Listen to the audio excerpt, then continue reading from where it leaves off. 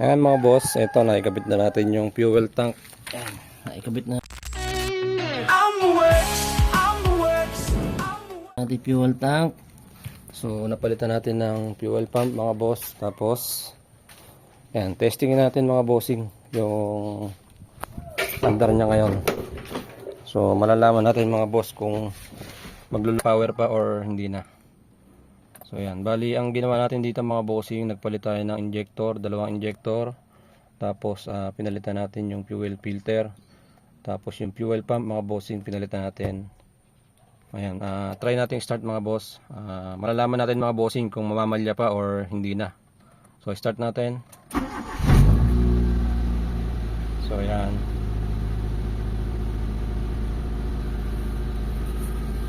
Ayan mga bossing, umaandar yung makina natin. So dati kapag nagre-rev ako dito, maabot lang siya ng 2,700 RPM. So ngayon mga bossing, i-rev natin. Ayan. Try natin i-rev.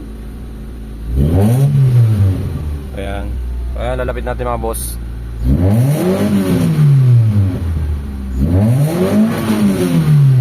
Yun mga bossing, effective yung ginawa nating troubleshooting dito sa kotse ni boss. So ayan, naayos na natin yung low power.